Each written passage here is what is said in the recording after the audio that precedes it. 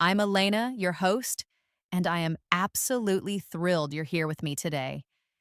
If you're passionate about moving beyond textbook English and truly speaking like a local, you are in the perfect place. We're here to help you not just learn English, but to live it, to breathe it, and to speak it naturally and confidently every single day.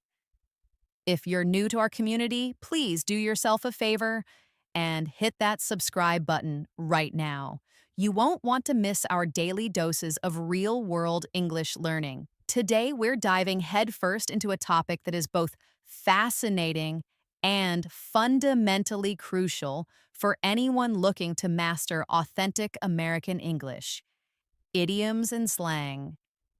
Think of them as the secret handshake of language, the insider knowledge that makes your English sound less like a textbook and more like a lively conversation with the native speaker. Why are idioms and slang so important, you ask?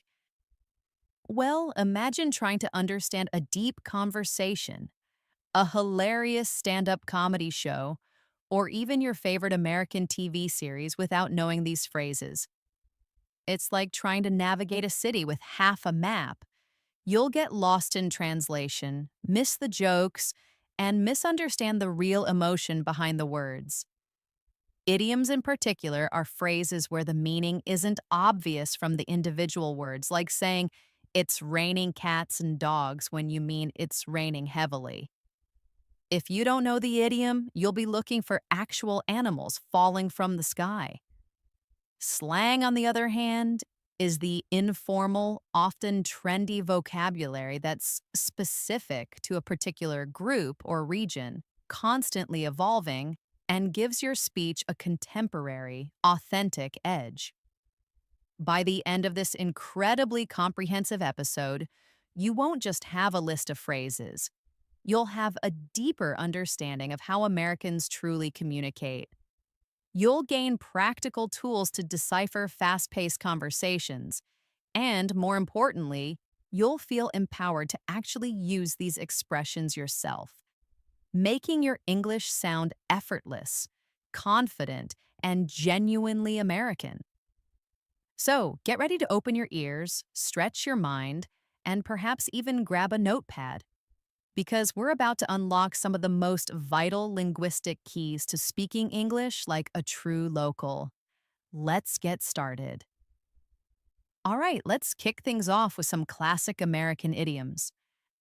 These are the colorful, non literal phrases that are baked right into the fabric of everyday conversation.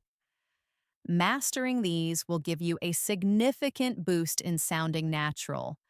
For each one, I'll explain it, give you a few examples, and then offer a quick practice prompt for you to try saying it aloud.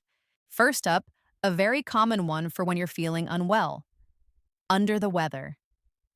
This means you're feeling sick or unwell, typically not severely, but enough to feel a bit off. It's a polite and common way to say you're not feeling great without going into detail. For example, you might say, "I'm feeling a bit under the weather today, so I might head home early from work." Or, "She didn't come to the party because she was feeling under the weather." You could even use it after a long trip, saying, "After that long flight, I was definitely feeling under the weather for a day or two." Now imagine you have a slight cold. Try saying, "I think I'm a little under the weather."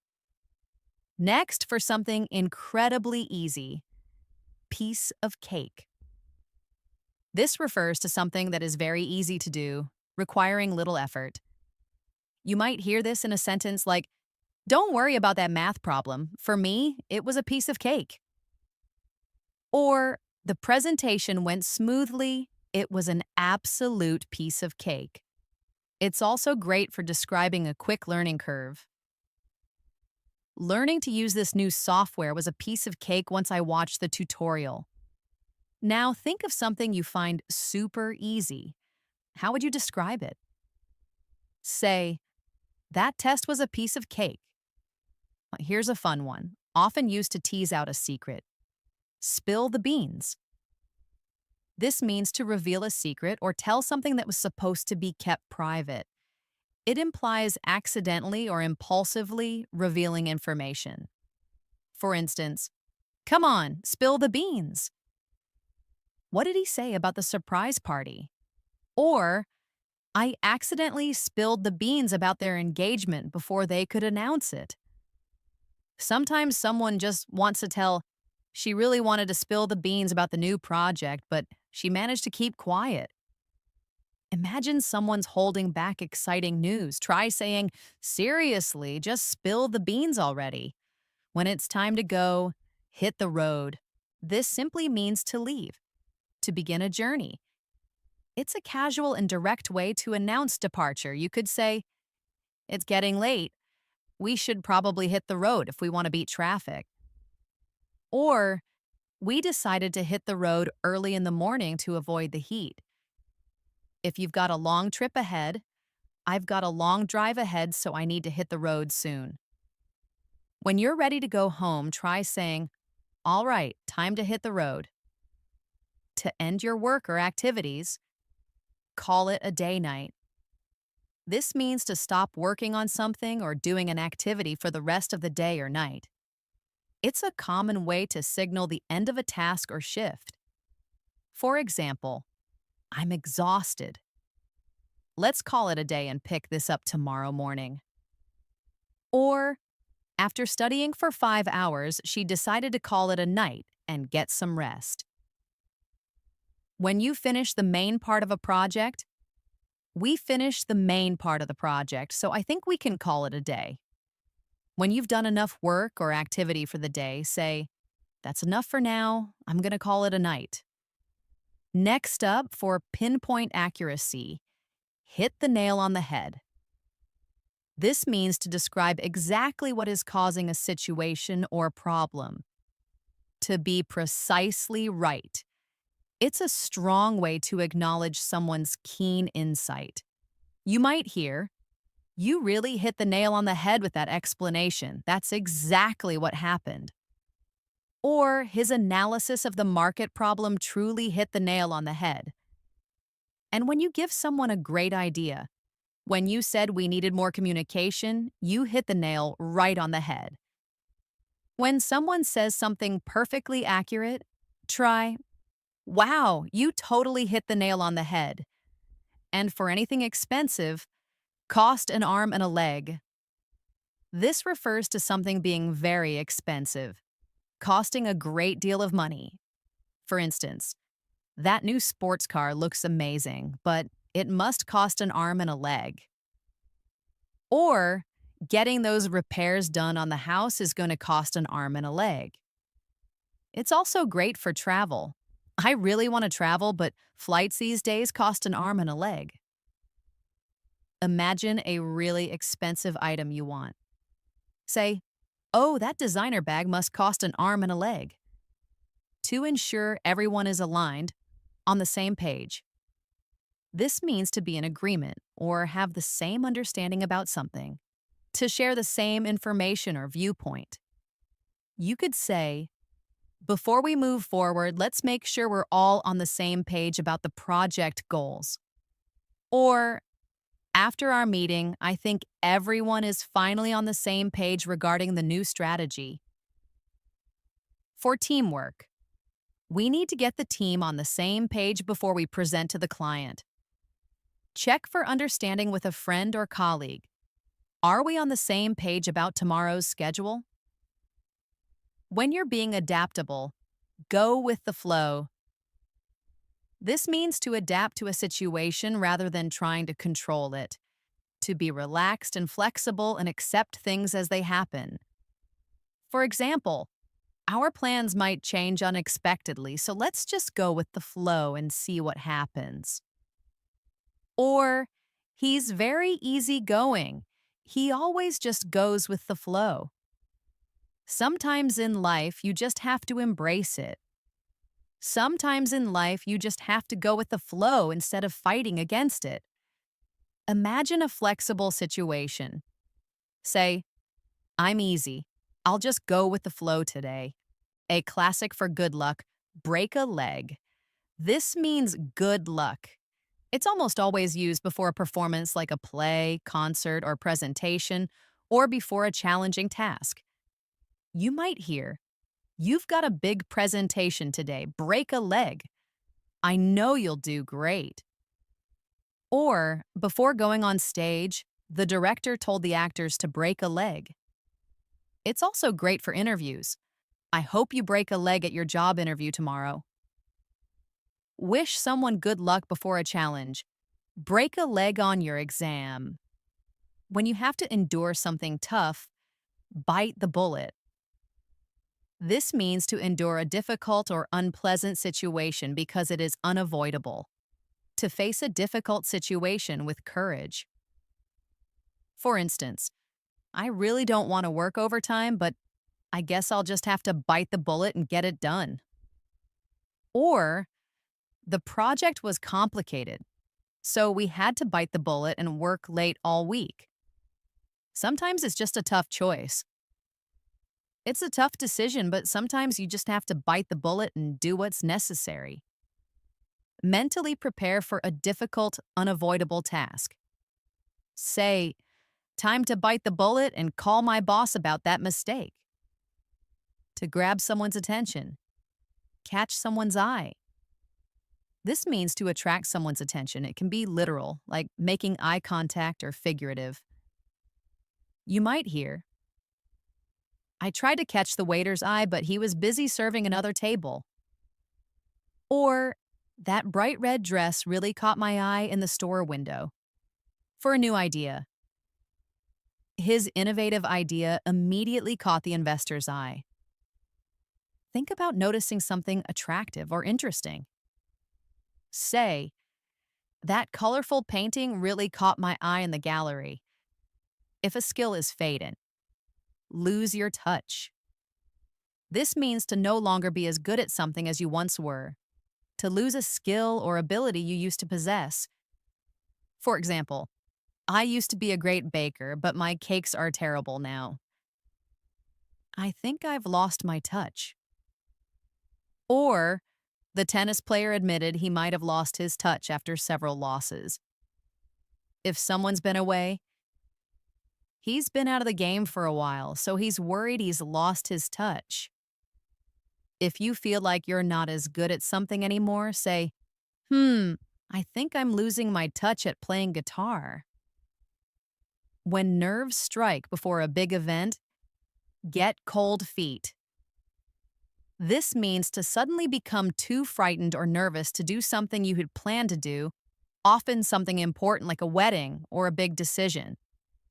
You could say, "He was supposed to propose, but he got cold feet at the last minute and didn't do it." Or, "She was ready to sign the contract, but then she got cold feet about moving to a new city." It's also a good phrase for encouragement. Don't get cold feet before your presentation. You're going to do great. Imagine backing out of something due to nerves. Say, "I almost got cold feet before my interview, but I went anyway." And to regain composure, pull yourself together. This means to regain control of your emotions and behave normally, especially after being upset, emotional, or disoriented. For instance, "Stop crying and pull yourself together. We have to figure this out." Or, "After the shock wore off, she took a deep breath and pulled herself together." When someone is stressed, "I know you're stressed, but you need to pull yourself together and focus on the task." If you're feeling a bit flustered or emotional, tell yourself, "Okay, Elena, pull yourself together." Now let's look at another set of vital idioms often related to challenges or effort. When pigs fly. This means something that will never happen, an impossibility. It's used sarcastically to express disbelief. For example, "My brother will clean his room when pigs fly."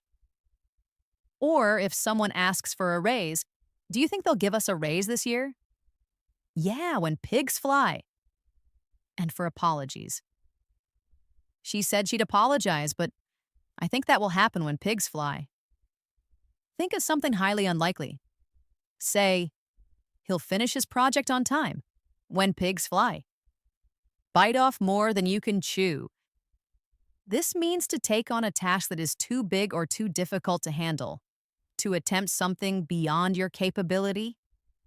You might hear, I think I bit off more than I could chew by volunteering to organize the entire event by myself. Or as a warning, be careful not to bite off more than you can chew with too many commitments. And for someone who overcommits, he probably bit off more than he could chew when he tried to learn 3 new languages at once. If you feel overwhelmed by a task, say, I think I might have bitten off more than I can chew with this project. Get something off your chest. This means to reveal something that has been bothering you or causing you to feel guilty or anxious. To confess or express something that's been weighing on your mind. For instance, I need to get something off my chest. I accidentally broke your favorite mug. Or after a tough conversation. Talking to my friend really helped me get it off my chest and feel better. It's always good advice. If you have something on your mind, it's always good to get it off your chest. Imagine having a secret or concern you want to share. Say, can I talk to you? I really need to get something off my chest. In the same boat. This means to be in the same difficult or unpleasant situation as someone else, to share the same problem or circumstance. For example, we're all trying to meet this tight deadline, so don't worry, we're all in the same boat. Or after a shared experience, after the power outage, everyone in the neighborhood was in the same boat without electricity. For students, many students feel the pressure of exams, so you're not alone. We're all in the same boat. If you're sharing a common challenge with someone, say, don't worry, we're all in the same boat. Burning the midnight oil. This means to work late into the night, often on a difficult task or to meet a deadline. It refers to the old days of using oil lamps. You might say, I've got a big presentation tomorrow, so I'll be burning the midnight oil tonight. Or for students often have to burn the midnight oil during exam season. And for team efforts, we had to burn the midnight oil to get the report finished on time. When you're working very late, say, I'm going to be burning the midnight oil tonight. Okay, we've covered some classic idioms. Now, let's jump into the world of modern American slang and casual expressions. These are the words and phrases that give your English an immediate contemporary feel. Remember, slang can sometimes be more informal, so context is key. First up, a super popular word to describe something amazing, lit. This means excellent, exciting, amazing, or incredibly fun. It's often used to describe parties, events, or experiences that are truly outstanding. For instance, that concert last night was absolutely lit. Everyone was dancing. Or for entertainment. The new video game is so lit, I can't stop playing it. And for good times. We had a lit time at the beach last weekend. Describe something awesome you experienced. The party was lit. To emphasize truth, no cap. This means no lie. Seriously, telling the truth. It's a way to emphasize that what you're saying is honest and not an exaggeration. It's quite popular with younger generations. You could say, I finished all my homework in an hour, no cap. Or to praise food, this is the best burger I've ever had, no cap. And for surprising news, she really won the lottery, no cap. When you want to sound really truthful about something, say, that was the hardest workout ever, no cap. You'll hear this one a lot. Chill or chill out. Chill as a verb means to relax, to hang out. As an adjective, it describes something relaxed, easygoing, or cool. Chill out as a phrase means to calm down or relax. For example, let's just chill at home tonight and watch a movie. Or for a person's personality, he's a very chill person. Nothing bothers him. And if someone's stressed, hey, you need to chill out a bit. Don't stress so much. Try saying, I just want to chill this weekend. Or to someone stressed, chill out. And to make plans, hang out. This means to spend time casually with friends, to socialize informally. You might say, do you want to hang out after class today? Or, thinking about past times, we used to hang out at the coffee shop every Saturday. And for quiet evenings, I'm just hanging out at home this evening. Ask a friend to spend time. Hey, let's hang out soon. For a quick informal apology, my bad. This means my mistake. My fault. It's a very casual and common way to apologize for a small error or oversight. For instance, oops, my bad. I spilled my drink on your book. Or to acknowledge a mistake. Oh, was that your seat? My bad. And for forgetting something. I forgot to send the email. My bad. If you make a small error, say, oh, my bad. I didn't see you there. To express impressive success, crush it. This means to do something extremely well, to succeed impressively at a task or challenge. It's often used as encouragement. You could say, you've been studying hard. I know you're going to crush that exam. Or for a team's performance, the team really crushed it in the final game. They played incredibly well. And as encouragement, go out there and crush it today. You're ready. Encourage someone before a challenge. You got this. Crush it. Next, the versatile vibe. As a noun, it's the atmosphere or feeling of a place, person, or situation. As a verb, it means to get a good feeling about someone or something, or simply to relax and enjoy the moment, often in sync with music or a person. For example, this restaurant has a great vibe. I love the music and lighting. And for music, I really vibe with this song. It's exactly what I needed. You can also describe a person. I get a good vibe from her. She seems trustworthy. Or simply enjoying. We just sat on the porch listening to music and vibing. Describe an atmosphere. The party had a really good vibe. If you're super tired, beat. This means extremely tired, exhausted, worn out. You might say, after working a 12-hour shift, I'm totally beat. Or after physical activity, I ran a marathon yesterday, so my legs are absolutely beat today. When you just want to rest, I'm too beat to go out. I just want to sleep. When you're very tired, say, I'm absolutely beat after that workout. For expressing excitement, pumped or stoked. Both mean very excited or enthusiastic about something. Stoked can sometimes imply a more intense, almost adrenaline-fueled excitement. For instance, I'm so pumped for the concert this weekend. It's going to be amazing. Or for future plans.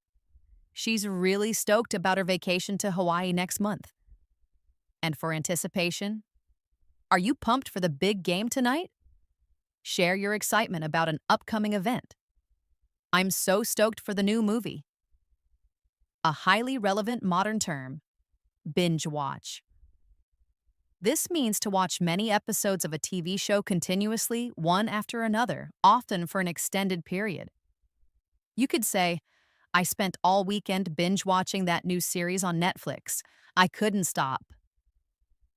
Or, for a favorite show, we decided to binge watch our favorite sitcom from the beginning. It's a common habit. She's notorious for binge watching entire seasons in one sitting. Talk about your TV habits. I love to binge watch comedies on a rainy day. Here's a popular acronym, FOMO. It stands for fear of missing out. It's the anxiety or apprehension that an exciting or interesting event may currently be happening elsewhere, often fueled by social media. For example, I skipped the party to study, but now I'm having serious FOMO seeing everyone's pictures. Or for social plans, she always says yes to invitations because of her strong FOMO. And its source. Social media often triggers FOMO among users.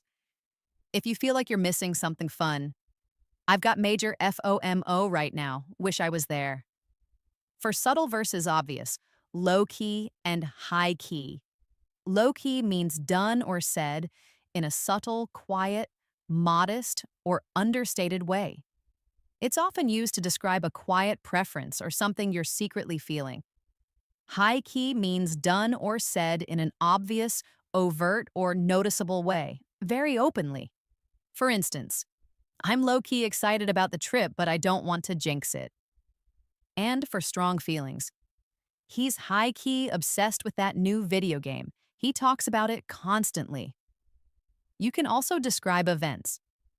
We had a low key birthday celebration at home. Or talent. She's high key talented. Everyone knows it. Describe a subtle feeling. I'm low key hungry for some pizza. To give strong praise, slay. To do something exceptionally well. To impress greatly. To succeed spectacularly. It's a modern, strong, positive affirmation. You might hear, her performance was absolutely amazing. She slayed on stage. Or for a presentation. You totally slayed that presentation. Everyone was impressed. And for style, she always slays in her fashion choices. Praise someone's excellent effort. You just slayed that outfit. When someone disappears from communication, ghost. As a verb, to ghost someone means to suddenly end communication with them without explanation, especially in dating or social contexts. For example, he stopped replying to my texts and calls after our first date. I think he ghosted me. Or about social etiquette. It's rude to ghost your friends just because you're busy. And for professional contexts, she was so upset when her business partner suddenly ghosted her. Describe someone suddenly cutting contact. He just ghosted me after our conversation. And finally, a fun, relatable blend word, hangry. A blend of hungry and angry, meaning irritable or bad-tempered due to hunger. You could say, I need to eat something soon. I'm getting really hangry. Or about a mood, don't talk to him before lunch. He's always super hangry.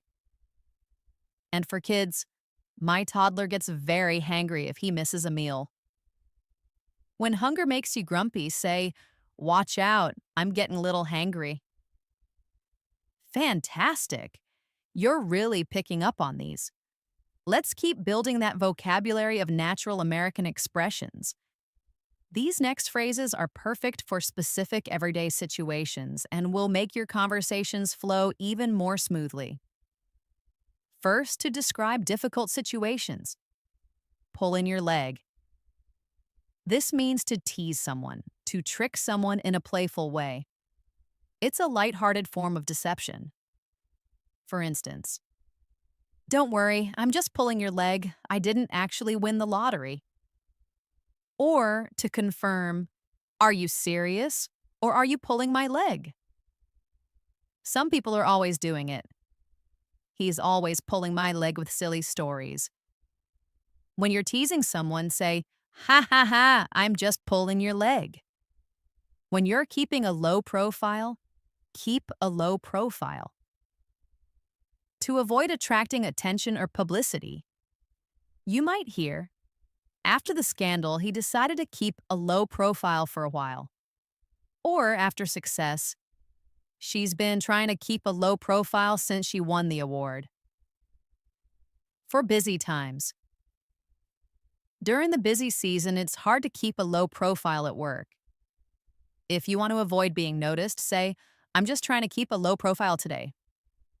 To relax completely, let your hair down. To relax and enjoy yourself freely and informally. For example, it's the weekend. time to let your hair down and have some fun. Or at a party. At the party, everyone was laughing and really letting their hair down. After hard work. After working so hard, she finally felt like she could let her hair down on vacation. Encourage someone to relax. Come on, let your hair down. Hair. When you're unsure or can't make a decision, on the fence. To be undecided or neutral about something, having difficulty making a decision. You could say, I'm still on the fence about whether to take that job offer or not. Or for social plans, are you going to the concert? I'm still on the fence. And for group decisions, the committee is on the fence about the new proposal. If you're undecided, say, I'm still on the fence about what to order for dinner. To keep someone informed, keep me in the loop.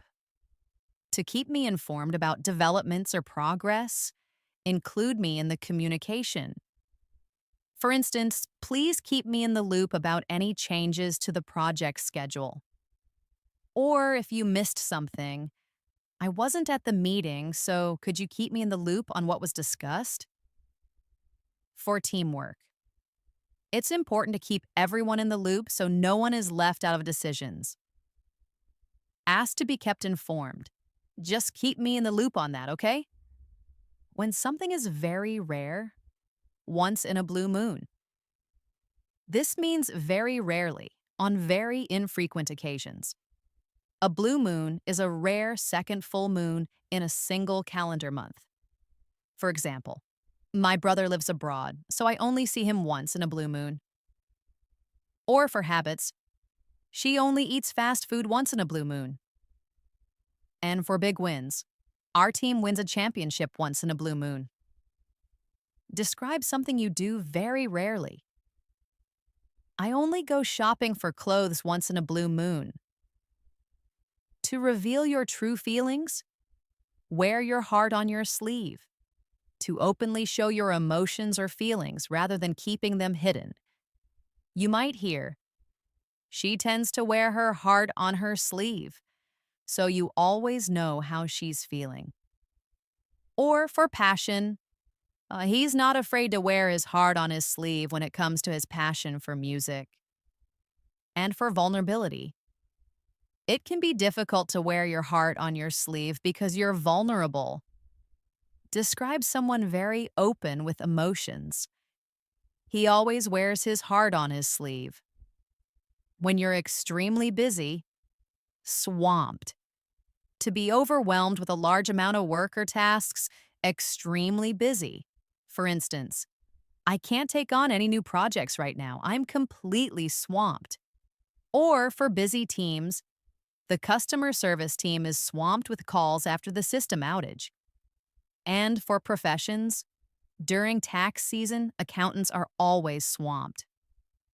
If you're super busy, say, sorry, I can't talk long, I'm totally swamped. To make a situation worse, add fuel to the fire. To make a bad situation or argument even worse, to intensify a conflict. You could say, bringing up old arguments will only add fuel to the fire. Or for a heated debate, his angry comment just added fuel to the fire of the debate. For regulations, the new regulations threaten to add more fuel to the fire of public discontent. Advise someone not to escalate a problem. Don't say anything. You'll just add fuel to the fire. When something is simple and straightforward, cut to the chase. To get straight to the point without unnecessary introductions or details. For example, all right, let's cut to the chase. What's the real problem here? Or, in performance, the director told the actors to cut to the chase and focus on the main action. When you're short on time, I don't have much time, so please just cut to the chase. If you want someone to get to the point, say, okay, let's cut to the chase. Fantastic. You're really picking up on these. Let's delve into another set of contemporary expressions. These are phrases that are very much part of the current linguistic landscape in America and will make you sound incredibly authentic. First, to express something being perfect or amazing, on point. To be perfect, excellent, or exactly right, extremely good or fashionable. You might hear, her presentation was absolutely on point. She covered everything perfectly. Or for style, your outfit today is totally on point. And for service, the restaurant's service was on point, very attentive. Describe something that's perfect. That idea is totally on point. When something is obvious or extremely easy, no brainer. A decision or solution that is so obvious or easy that it requires no thought or intelligence. For instance, taking that job offer with the higher salary was a complete no brainer. Or for academic success, getting good grades is a no brainer if you study consistently. And for simple choices, for me, choosing chocolate ice cream is always a no brainer. If a decision is obvious, say, that's a no brainer. To describe someone who is fake or untrustworthy, shady.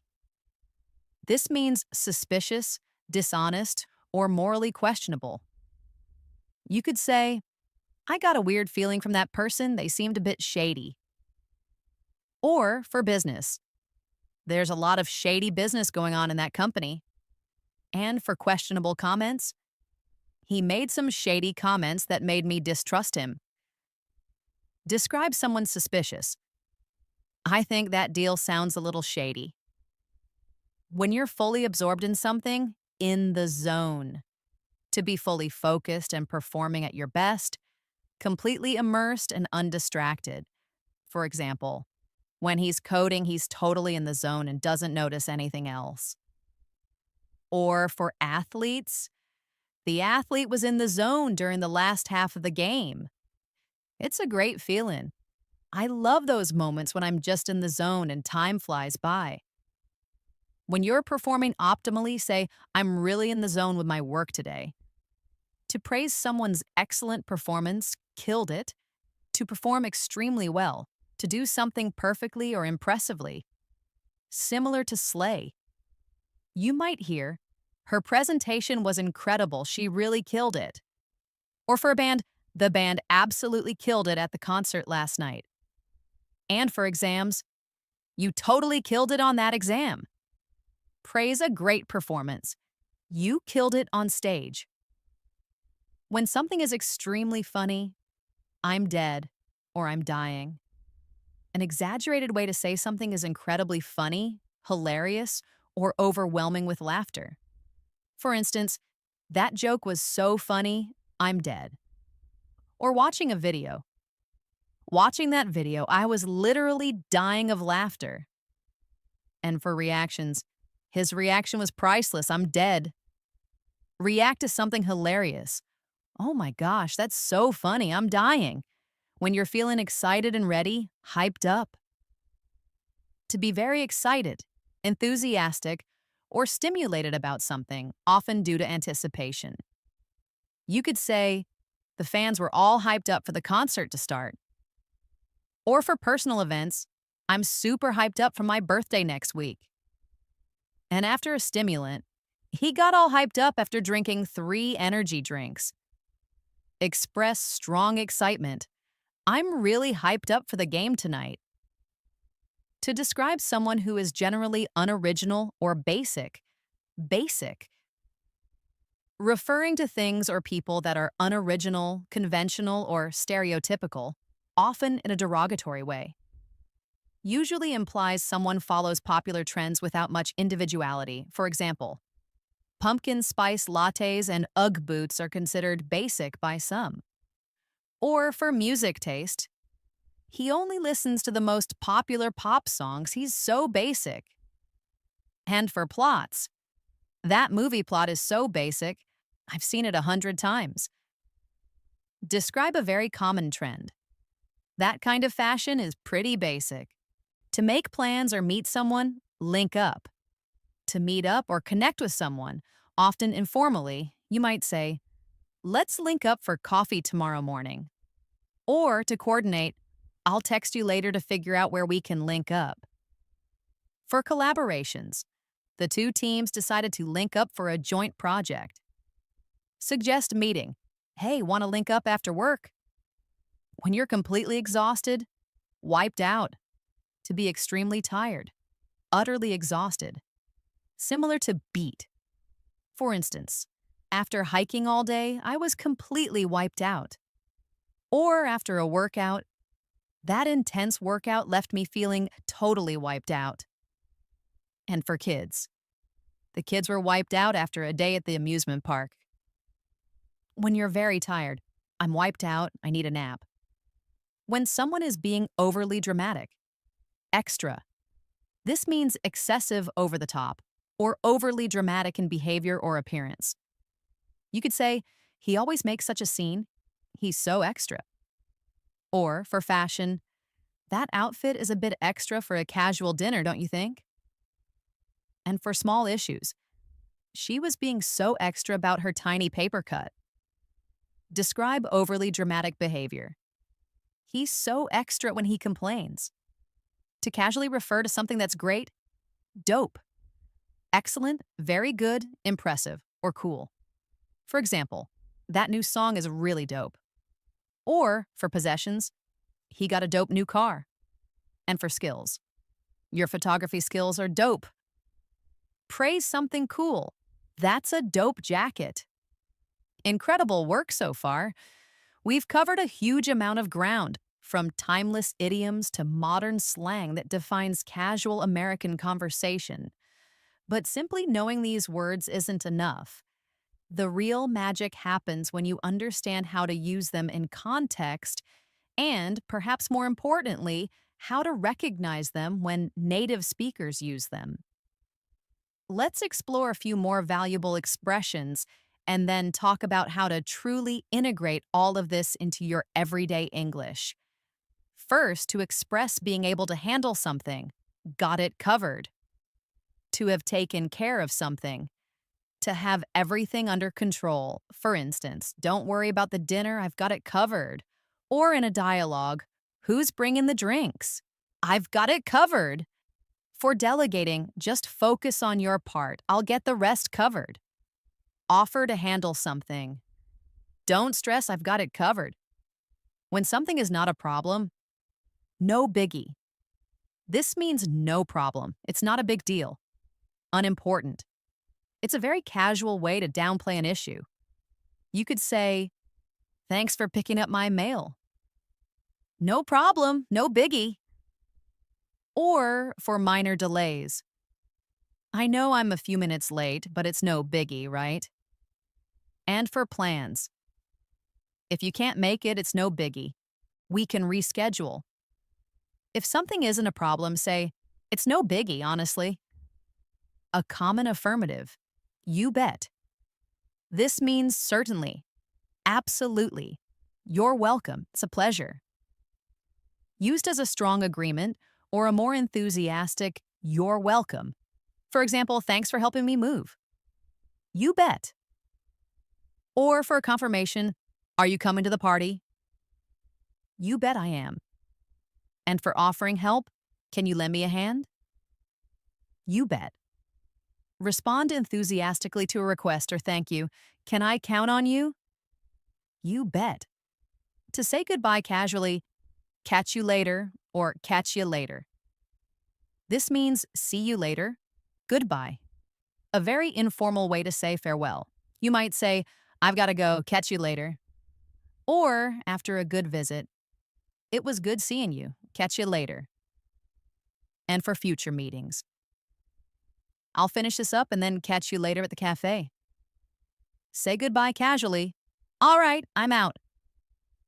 Catch you later. When you have a strong desire for something, craving, a strong desire or longing for something, especially food or drink.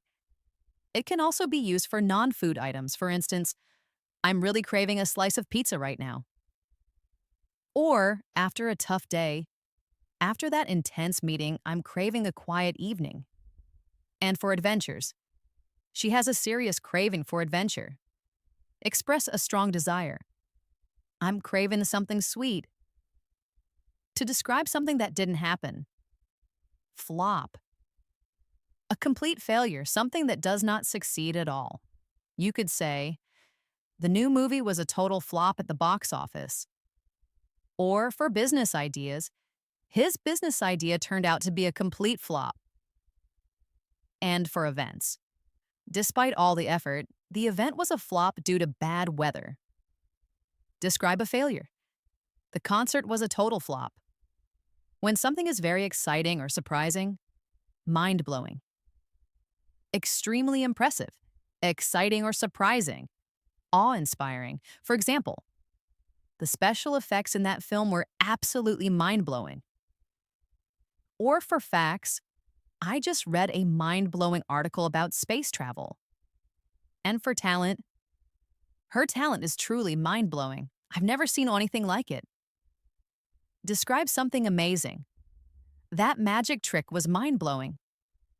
To manage a situation, often a difficult one. Handle it. To deal with or manage a situation or problem successfully. You might say, don't worry about the kids. I can handle it. Or for pressure. He's very calm under pressure. He knows how to handle it.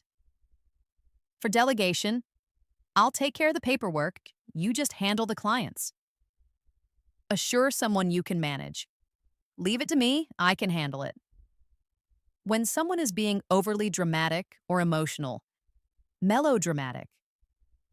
Overly emotional or dramatic in a way that is exaggerated or not sincere. For instance, his reaction to getting a small scratch was a bit melodramatic. Or for general behavior, she always gets so melodramatic when things don't go her way. And for art, the play was a bit too melodramatic for my taste. Describe someone who is overly emotional. Don't be so melodramatic about it. It's not that serious. When something is obvious or apparent, goes without saying. This means something is so obvious that it does not need to be stated. It's understood. You could say that she's a talented singer goes without saying. Or for etiquette, it goes without saying that you should always be polite to customers. And for safety, your safety goes without saying. We'll take every precaution. State something that's clearly true. That hard work pays off. Goes without saying. When someone is very intelligent or quick-witted, sharp, intelligent, quick-witted, perceptive, or astute. For example, he's got a very sharp mind. He understands complex ideas quickly. Or for work skills. You need to be sharp to succeed in that line of work. And for observations, that was a sharp observation. I hadn't thought of that. Describe an intelligent person. She's incredibly sharp. To put someone in a difficult situation. Put someone on the spot. To ask someone a difficult or embarrassing question unexpectedly. Putting them in a situation where they have to answer immediately. For instance, the interviewer put me on the spot by asking about my biggest weakness. Or for awkward moments. I didn't want to put him on the spot, but I needed an answer right away. And for preferences. She hated being put on the spot during meetings. Avoid asking an embarrassing question. I don't want to put you on the spot, but can you answer this? When something is very exciting or important, big deal. Something very important or impressive. Often used sarcastically to mean the opposite. Not a big deal. You could say getting that promotion was a big deal for her career. But be careful, it can be sarcastic. He acts like it's a big deal that he got a new car, but lots of people have one. And for minimizing, it's no big deal if you're a few minutes late. When something is truly important, say, This project is a really big deal for the company. When someone is acting crazy or irrational, go nuts. To become very excited or enthusiastic, to act crazy or become insane. Context determines meaning. For example, the crowd will go nuts when their favorite band comes on stage. Or for frustration, if I don't get some sleep soon, I'm gonna go nuts. And for pets, my dog goes nuts when I come home. Describe extreme excitement. The fans went nuts when they scored. To make a lot of money, make a killing. To earn a lot of money very quickly or easily. For instance, he made a killing in the stock market during the tech boom. Or for new ventures, they hope to make a killing by selling their new product online. And for wise investments, if you invest wisely, you can make a killing in real estate. Describe a very profitable venture. They really made a killing with that new app. When someone is avoiding direct eye contact, shifty. Seeming dishonest or untrustworthy, often suggested by restless or indirect movements, especially of the eyes. You might say, "The man's shifty eyes made me feel uncomfortable." Or for answers, "He gave a shifty answer, avoiding the real question." And for trust, "I don't trust him. He's a bit shifty." Describe someone suspicious. "He gave me a shifty look." When something is very clear or obvious, crystal clear, very easy to understand, perfectly clear. For example, after your explanation, everything is crystal clear now? Or for instructions, make sure the instructions are crystal clear so there are no mistakes. And for intentions, her intentions were crystal clear from the start. Confirm understanding. Yes, that's crystal clear, thank you. Incredible work so far. We've covered so many amazing American English idioms and slang terms today. From under the weather to no cap, and from go with the flow to being hyped up, you now have a powerful arsenal of expressions that will truly transform your English. But simply knowing these phrases is just the first step. The real mastery comes from integrating them naturally into your own speech and truly understanding them when you hear them. Here are some final advanced tips for making these idioms and slang a part of your everyday vocabulary. First, immerse yourself actively. Don't just passively watch American movies, TV shows, and YouTube videos. Actively listen for these idioms and slang words. When you hear one, pause, rewind, listen again. Try to understand the context. Also, shadowing is incredibly powerful. Once you hear an idiom used, try repeating the sentence exactly as the native speaker said it, mimicking their tone, rhythm, and speed. This trains your mouth and brain to produce these phrases naturally. Second, remember that context is king. Pay attention to the situation. Remember that slang and idioms often depend heavily on context. Lit means exciting for a party, but you wouldn't use it to describe a formal business presentation. Pay attention to who is speaking, where they are, and the overall mood of the conversation. Also, observe relationships. Notice how different people use slang with each other. Friends might use very casual slang, while colleagues in a professional setting might use more common idioms but less trendy slang. Third, start small. Practice consistently. Don't try to memorize all 50 plus at once. Pick 2 to 3 new idioms or slang terms each week. Focus on those. Create your own examples. Write down your own sentences using the new phrases. Think of situations from your daily life where you could use them. And most importantly, use them in conversation when appropriate. The best way to internalize them is to actually use them. Try incorporating 1 or 2 new phrases into your conversations with English-speaking friends, tutors, or even just when you're talking to yourself. Don't be afraid to experiment. Fourth, beware of overuse and misuse. While it's great to use these phrases, don't try to force them into every sentence. Less is more. Overusing slang or idioms can make your speech sound unnatural or even insincere. A few well placed expressions are far more effective. Also, understand the nuance. Some slang can have subtle negative connotations or might be very specific to a certain age group or subculture. If you're unsure, it's safer to stick to the more generally accepted idioms we covered today.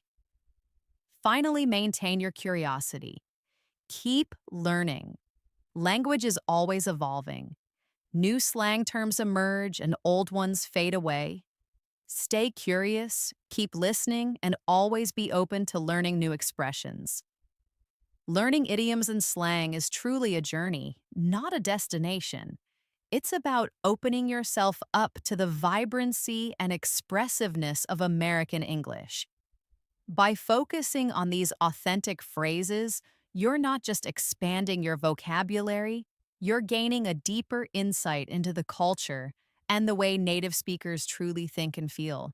You've done an incredible job today absorbing all this information. Remember, consistency is key.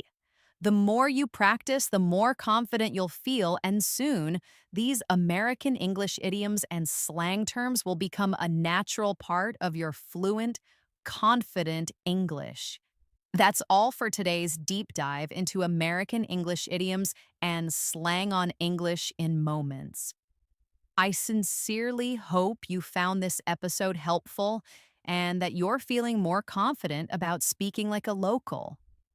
If this lesson brought you value, please remember to show your support by giving us a thumbs up, leaving a comment with your favorite new phrase, and absolutely subscribing to our channel. Hitting that bell icon will ensure you never miss a new episode, as we're here daily to help you on your English learning journey. You can also find a treasure trove of additional resources and past episodes right here on our channel to continue your progress. Keep practicing, keep immersing yourself, and keep embracing the incredible journey of mastering English. I'll catch you in the next one. Happy learning!